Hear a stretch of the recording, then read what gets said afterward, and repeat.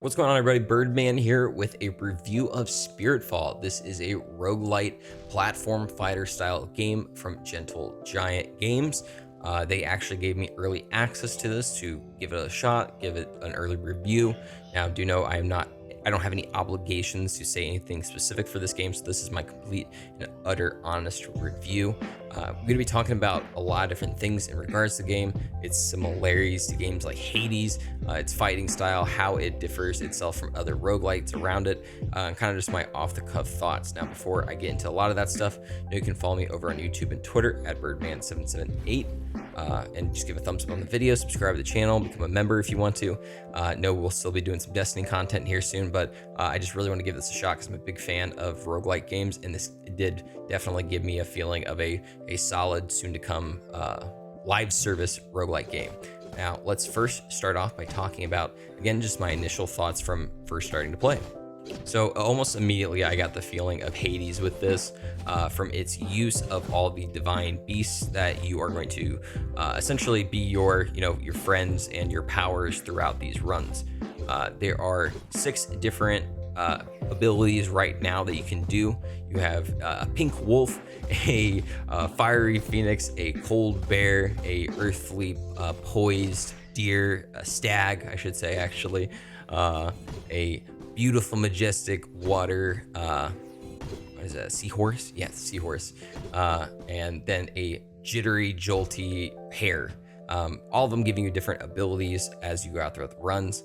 So you can do some pretty cool different builds just depending on who you focus on. Obviously, each run is randomly generated, so you're never able to really control exactly what you can pick, which is something about Hades I really enjoyed from the get-go. You're able to essentially pick your starting amulet that will like pick your first, Greek god to go with. Unfortunately, with this, you don't really have that.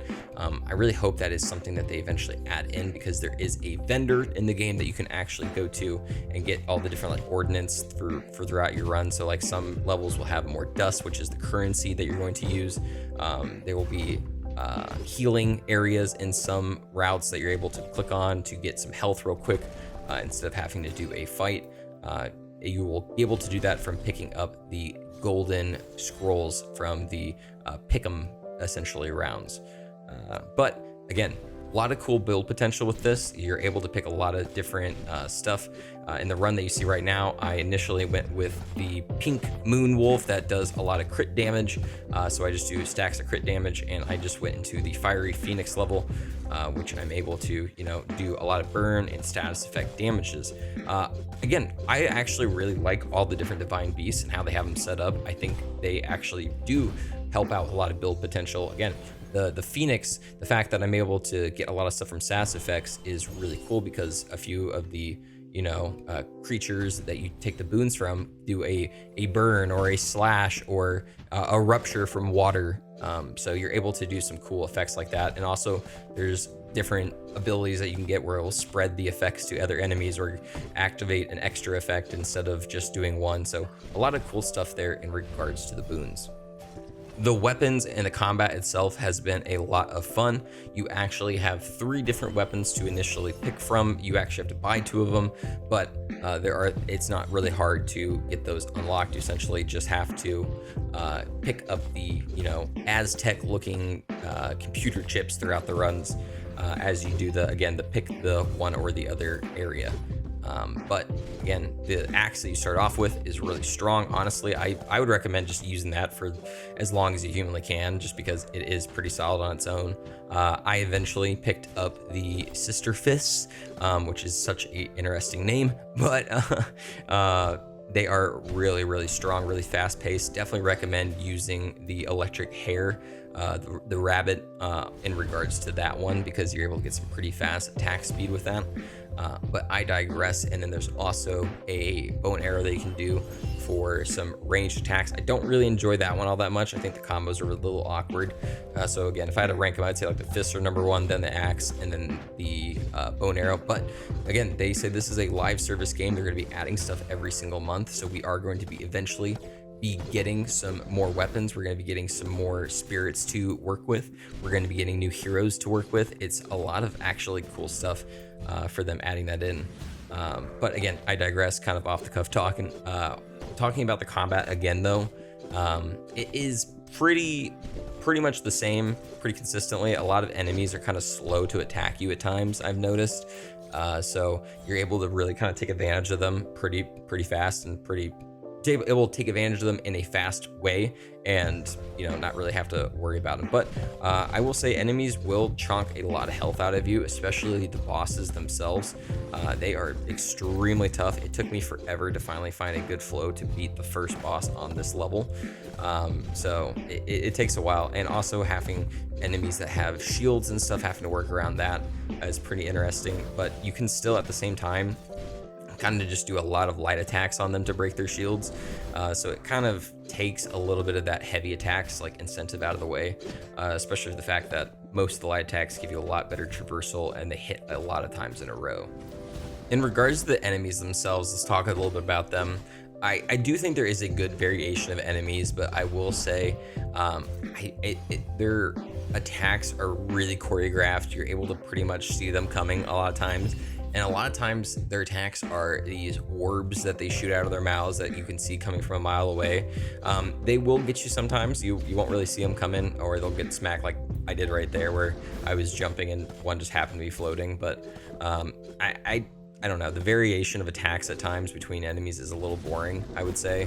A lot of just like shooting things out, but as you go into the later levels, there are definitely a lot more choreographed attacks that are stronger and a bit more, Souls-like in a way, I should say.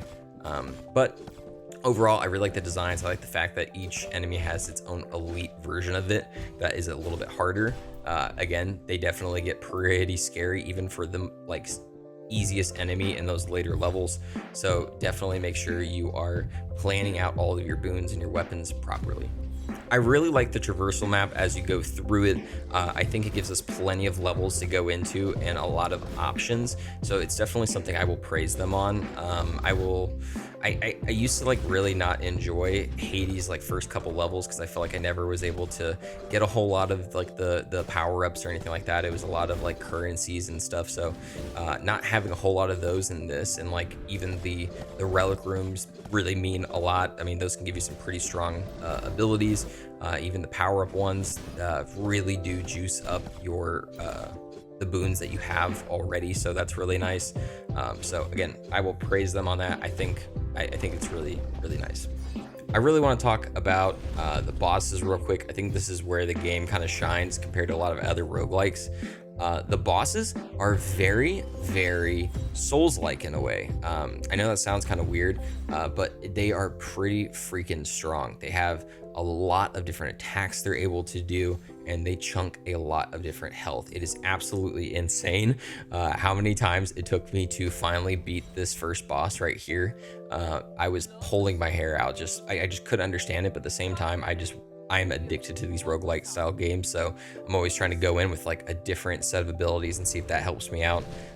But being able to get it finally on a fresh run like this one after so many attempts was really nice, especially again on the first try. But definitely recommend spending a lot of abilities into breaking their shields at first, because they will absolutely decimate you. Lean on your shift dash, because you absolutely need to constantly be dodging out of the way. Again, that's what I'm saying. It's very Souls-like in a way. There's so much dodging, and just if you get caught in a combo, you will absolutely just get your butt reamed. So definitely make sure you're watching out for these attacks. As a bonus as well, they have a really cool, almost Super Smash Brothers level. It is a rift, essentially. Once you get to the end of a map, it might open up where you're able to attack this enemy and knock them out of the map 3 times. And if you do so, you get 3 different items for that, whether it's going to be 2 boons and an essence, a level of crystal, and some dust or a heart. A lot of cool different stuff. I think this is something super fun and unique.